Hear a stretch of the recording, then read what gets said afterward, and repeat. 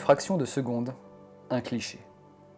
Voilà comment se porte le monde de la photographie aujourd'hui. 1200 milliards. C'est le nombre de photos prises lors de l'année 2017. Parmi elles, 1000 milliards ont été prises avec des smartphones. Moi, je vois la photo comme un art d'abord et qui a pour but d'immobiliser la beauté des choses qu'on peut voir dans la vraie vie et de la capturer. Capturer une colorimétrie, capturer en fait tout un univers qu'on peut voir à travers nos yeux. Et capturer le bon instant, c'est vraiment une histoire de timing. Rappeler des souvenirs pour montrer là où t'es. Et au-delà de photographier, tu vois, d'appuyer sur un bouton, il y a aussi créer une ambiance, tu vois, genre qu'est-ce que tu veux en faire de ton image. Alors que le monde amateur et professionnel se confrontent sur les réseaux et que tout le monde peut se prétendre être photographe, nous sommes encore et toujours à la recherche de ce sentiment, cette émotion qui va lier tous nos protagonistes autour de l'art universel numéro 1, la photographie.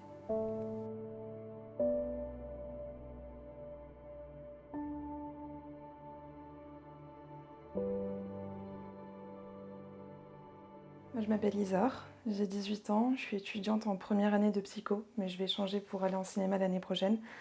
Et à côté de mes études, occasionnellement, je pose en tant que modèle photo. Moi, je m'appelle Tom, je suis photographe parce que je fais des études dans l'audiovisuel. Donc je m'appelle Amande, je suis photographe, monteuse. Je m'appelle Florian Chastre, j'ai 27 ans et je suis photographe et vidéaste professionnel depuis maintenant 2 ans. Alors je m'appelle Tristan Cordier, j'ai 24 ans, j'habite à Lyon, j'ai fait des études d'audiovisuel à Studio M et aujourd'hui je suis photographe indépendant en freelance.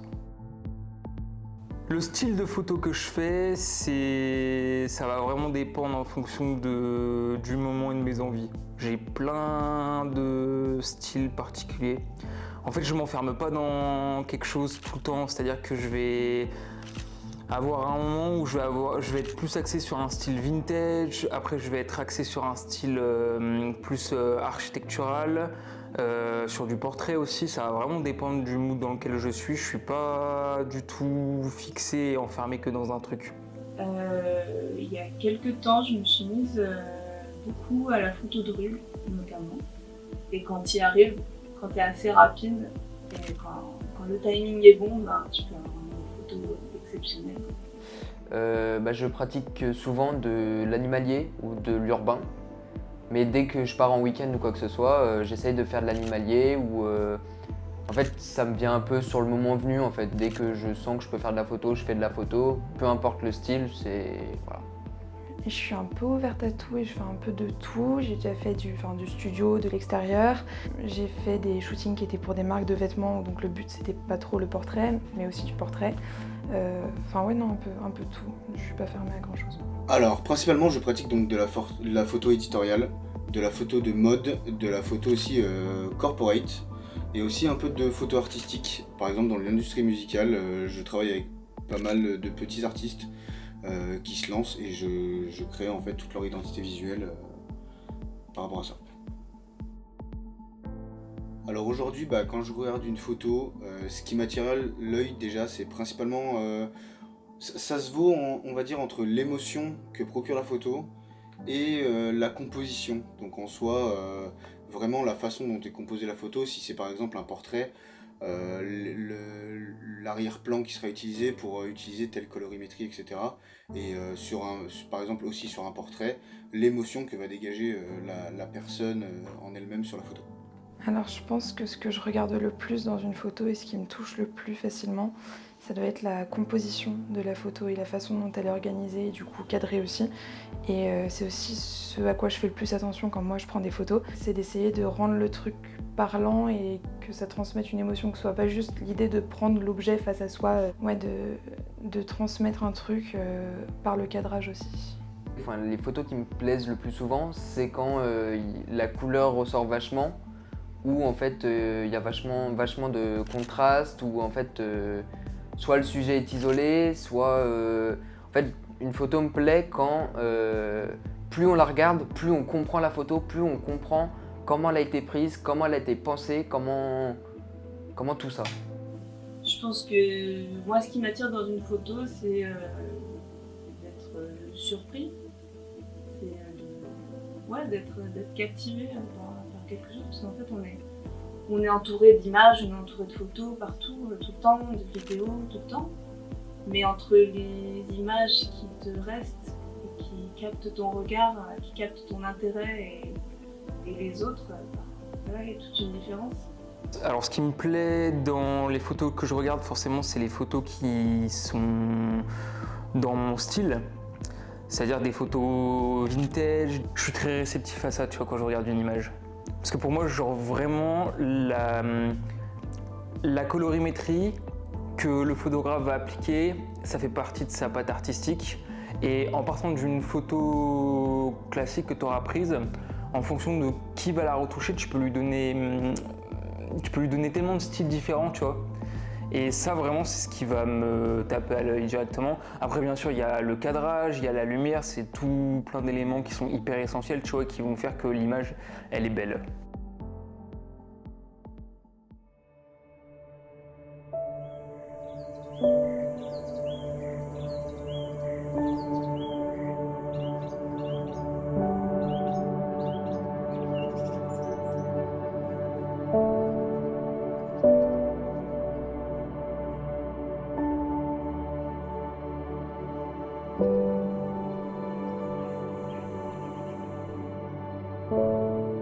Pour moi, prendre une photo avec un appareil photo comme celui-ci ou comme un pro, par rapport à un téléphone, il n'y a pas de différence en fait. Tu peux très bien faire une belle photo à l'iPhone ou un Samsung qu'avec un appareil comme ça. La photo entre guillemets est accessible déjà à tous et c'est pour ça qu'en fait la photo prise au smartphone reste de la photo et peut être de la photo professionnelle dans certains cas, dans certains domaines. Par exemple en street photographie, on peut très bien avoir des photographes professionnels qui prennent avec leur iPhone des photos, etc. et ça restera très professionnel. J'ai l'impression que la différence entre être prise en photo avec un téléphone et être prise en photo avec un appareil pro, c'est que c'est plus intime, on va dire, qu'avec un téléphone où tu sais qu'il y a moins de choses qui auront été saisies par l'appareil. Et même si dans le fond c'est toujours toi qui es pris en photo, c'est la même chose, les mêmes poses, voilà. Moi je suis plus à l'aise devant un appareil photo que devant un téléphone parce que j'ai l'impression que je peux plus facilement me lâcher et que l'appareil photo comprendra mieux ce que je veux lui offrir que le téléphone, quoi. Après, la différence, par exemple, un téléphone, le capteur est vraiment petit. Par exemple, la différence de capteur est vraiment petit et forcément, ça crée une différence au niveau du rendu. Il y a des téléphones portables maintenant qui sont tellement bons au niveau photo, justement, que les gens achètent pour leur qualité photo et vidéo.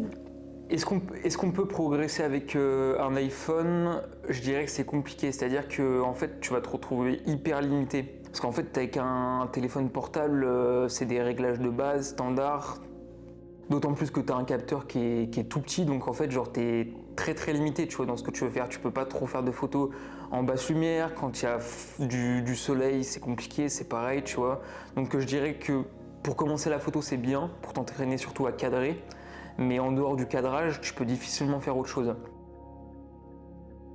Je sais pas si c'est une bonne chose ou pas, mais je pense que les réseaux sociaux, c'est devenu une telle interface qui permet d'établir un lien entre le photographe et les personnes qui peuvent être touchées par le contenu du photographe ou même les clients, que c'est très important si c'est pas essentiel.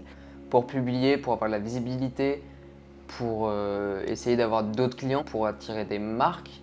Car aujourd'hui, les réseaux sociaux, on va dire, ont un peu pris la place de la publicité traditionnelle. Aujourd'hui, si on regroupe un peu le marché qui a besoin de la photo, que ce soit du marché professionnel ou particulier, on va dire que, il doit y avoir 80% du marché qui est sur les réseaux sociaux et qui trouvent leur photographe, leur prestataire ou quoi que ce soit sur les réseaux sociaux. Après, je connais certaines personnes qui arrivent à le faire sans. Le plus important, c'est le réseau, le contact et réussir à travailler avec des gens qui vont te faire rencontrer d'autres personnes. Et en fait, sur un effet boule de neige, ça va te créer de l'emploi, ça va te créer de la visibilité, ça va te créer une image, une notoriété.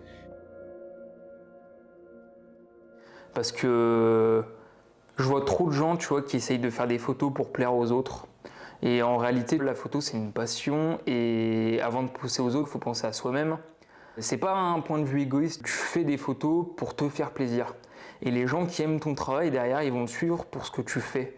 Et tu trouveras toujours des gens qui détesteront ton travail, tu vois. Parce qu'ils se reconnaissent pas dedans, c'est pas leur style. Et il faut pas oublier que la photo, tu vois, c'est de l'art. Et l'art, comme on l'a dit tout à l'heure, ça reste subjectif dans l'ensemble. Donc, moi, je dirais effectivement que faire de la photo, c'est d'abord se faire plaisir, expérimenter des choses dans son style, et tu trouveras toujours des gens, tu vois, qui aiment ton style.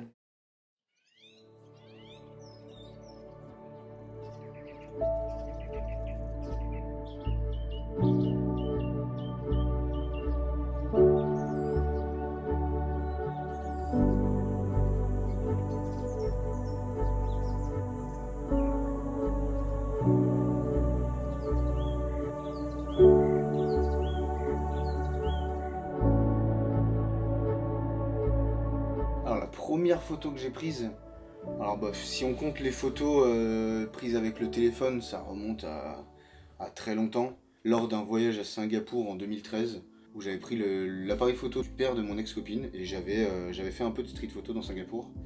Et c'était les premières, on va dire, photos que j'ai fait avec un appareil professionnel où j'ai vraiment travaillé la composition et la façon de faire une photo de manière, on va dire, professionnelle, plus professionnelle qu'avec un simple téléphone où on a l'habitude de prendre des photos un peu tous les jours avec.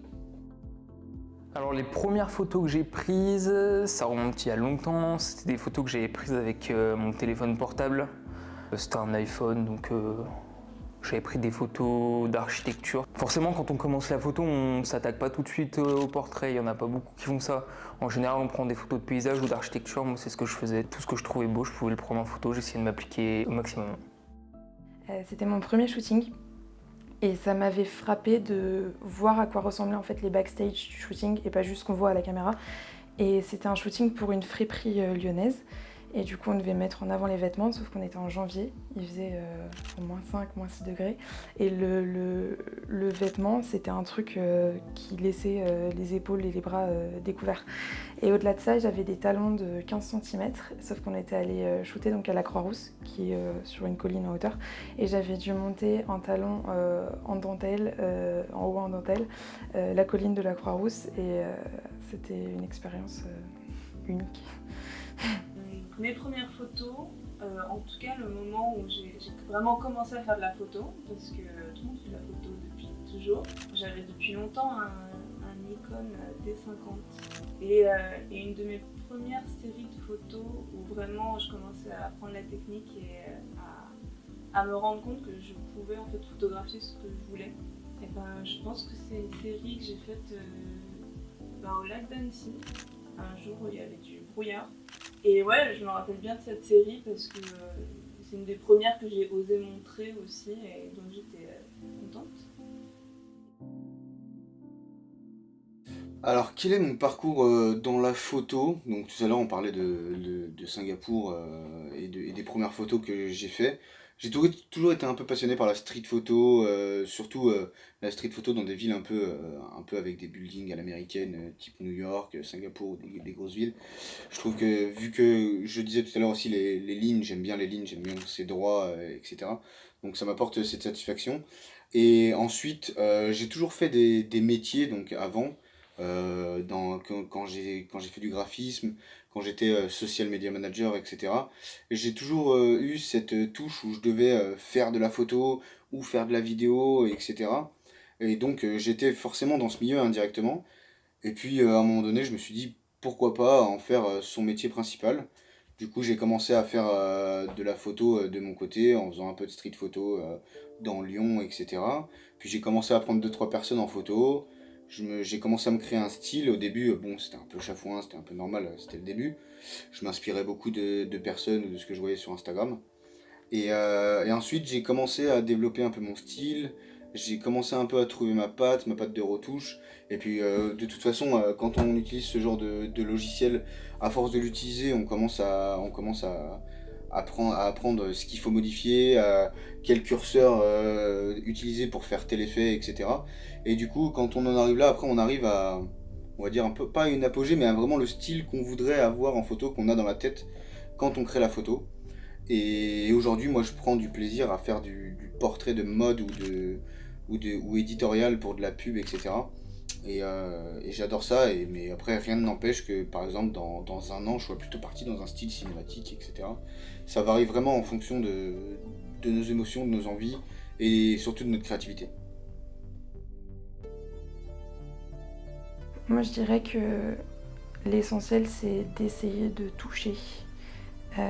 Soit de toucher son public, soit de se toucher soi-même si on a vraiment une relation très passionnelle avec la photo, mais de faire quelque chose qui parle et qui fait ressentir quelque chose. Et ça sur le plan de l'amour pour la photo, mais aussi sur le fait que si tu veux te développer, tu as intérêt à faire quelque chose qui touche. Et du coup, c'est bénéfique dans tous les sens du terme. Alors au niveau street photo, il y a pas mal d'endroits que j'aime photographier. Autour de Lyon, je dirais qu'il y a la cité médiévale de Pérouge qui est quand même assez atypique, avec plein de murs de briques et un style qu'on n'a pas l'habitude de voir. Après, il y a le style parisien quand même. Enfin, Paris, on a beau dire ce qu'on veut, ça reste une ville magnifique, et en street photo, il y a beaucoup d'endroits à photographier, beaucoup de petites rues, etc. Et après, je dirais que mon véritable goal en street photo, c'est vraiment les États-Unis, mais après, comme beaucoup, puisqu'il y a beaucoup de lignes, de grandes avenues, de points de fuite qui sont incroyablement déjà pertinents, et ensuite qui donnent envie de les photographier. Et ça procure une émotion qu'on n'a pas sur un angle de rue, par exemple, arrondi ou des choses comme ça. Après, ça reste ma vision des choses, mais voilà le type de street photo que j'aime bien faire. La possibilité d'expérimenter avec n'importe quoi, et même avec des trucs cheap, quoi. Alors je vais te montrer ma dernière acquisition, par exemple. Tu vois ce que c'est? Et j'expérimente avec, et ça fait des super résultats. Voilà, on est fort. Au niveau accessibilité, la photo est à peu près accessible à tout le monde aujourd'hui. Après, de là à dire que ta photo est considérée comme de l'art, etc., ça dépend du point de vue de chacun, je dirais. Mais on peut très bien considérer ça comme un art universel, étant donné qu'aujourd'hui, pratiquement tous les possesseurs de smartphones ont, entre guillemets, été un jour photographes, que ce soit pour photographier ses amis, ses vacances, ou faire un peu plus de contenu pour ses réseaux sociaux. Mais après, il y a quand même une grosse différence entre faire de la photo pour nos réseaux, pour nos souvenirs, etc., et faire de la photo quand on veut devenir, que ce soit photographe amateur ou professionnel, et créer du contenu. Pour moi, la photo parfaite, ça serait une photo au bord de la plage, coucher de soleil, avec une lumière forcément ultra douce, et la silhouette d'un surfeur avec sa planche. Fin de journée, lumière très douce comme j'ai dit, et ça serait super.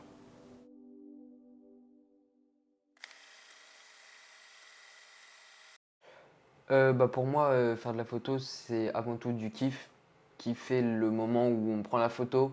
Même sans parler de prendre la photo au moment, en fait, c'est kiffer le moment où on est avec notre appareil et on voit, je sais pas, un coucher de soleil. D'abord apprécier le coucher de soleil et après le photographier.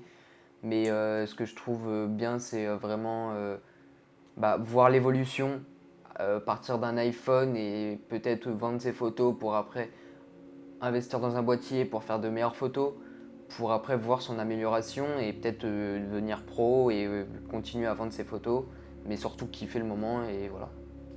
Je pense que oui, la photo est un art tourné vers les amateurs passionnés parce que c'est un art qui est surtout axé sur la sensibilité à ce qu'on voit. Et il suffit pas de faire de la photo professionnelle hyper poussée pour faire de la photo.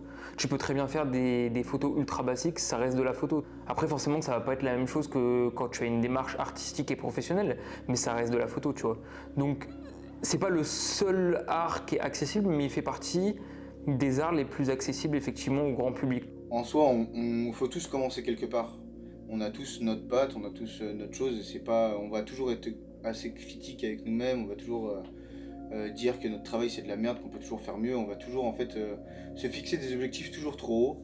Donc je pense que en fait, la chose à faire, c'est de se fixer des objectifs, mais par escalier, c'est-à-dire des petits objectifs par-ci par-là. Enfin, moi j'ai commencé, je shootais avec des modèles qui n'étaient pas très connus, qui étaient amateurs, etc. Et aujourd'hui, à force de travail, de continuer, de me chercher, de me trouver, de me reperdre, de me retrouver, bah, j'arrive à développer quelque chose, j'arrive à créer quelque chose, et en fait c'est en essayant qu'on y arrive. Si on n'essaye pas, on n'y arrivera pas, et je pense que c'est le but aujourd'hui de la vie. Après, ça veut pas dire que tout le monde est photographe. Moi, je pense pas.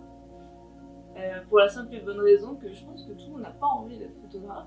Je pense qu'il y a beaucoup de gens qui prennent des photos avec leur téléphone pour se rappeler d'un truc, pour des souvenirs, et pas dans le but de faire de l'art ou dans un but esthétique. En fait, je pense que c'est une pratique extrêmement démocratisée. Tout le monde l'utilise tout le temps, mais ça reste un art pour certains. Parce qu'en fait, il faut faire des efforts, c'est sûr. Il faut faire beaucoup d'efforts, il faut que ce soit au niveau temporel, au niveau même un peu financier, parce qu'au final, un téléphone aujourd'hui, ça coûte 1200 balles, donc en soi, c'est aussi compliqué. Je pense qu'aujourd'hui, si on a les moyens de s'acheter un iPhone à 1200 balles, on a les moyens de s'acheter un petit appareil photo à 400 €, parce qu'aujourd'hui, il n'y a pas que des appareils comme ça à 2000, 3000 €. Aujourd'hui, avec un appareil à 400 €, on peut très bien commencer la photo et faire des très beaux clichés. La photo, ouais, je pense qu'il faut que ça reste un plaisir. Et en fait, c'est ça qui guide les photographes. C'est un plaisir avant tout, en fait. C'est figer un instant présent. Dans la photo, il faut vraiment pas vouloir la trouver, il faut prendre son temps et surtout prendre le temps de se trouver soi-même, parce que c'est avant tout la créativité qu'on a dans notre tête, donc nous qui créons en fait tout cet univers à travers notre photo. Alors si je vais le dire en 5 mots, je dirais que c'est pour laisser et transmettre quelque chose. Mais si je dois étendre un peu plus ma réponse, je dirais qu'il y a en fait 1000 raisons pour lesquelles la photo c'est important. Il y a le côté de l'histoire, tel qu'on a envie de savoir ce qui s'est passé sur notre histoire personnelle, mais aussi l'histoire de l'humain en fait, ce qu'on réussit à faire. Il y a le fait de toucher, il y a le fait de parler à tout le monde avec un langage commun, alors qu'on n'a pas tous les mêmes langues et les mêmes façons de communiquer, mais ça permet d'être tous reliés autour de ça. Et c'est pour ça que c'est important. Ça nous humanise peut-être un peu la photo.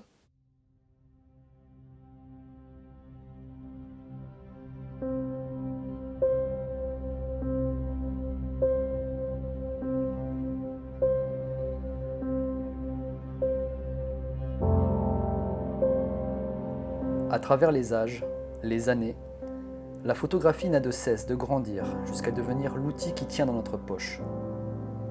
Nos protagonistes nous ont démontré une chose, le lien si précieux qu'entretiennent tout individu ayant déjà pratiqué la photo, le besoin de figer le temps.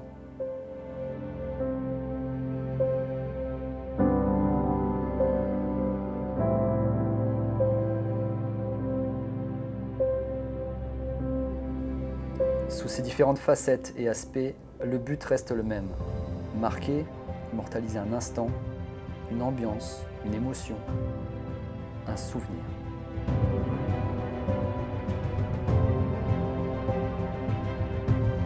Comme tout art qui se respecte, la photo est un monde à part qui offre à son spectateur un fragment de souvenir figé dans le temps.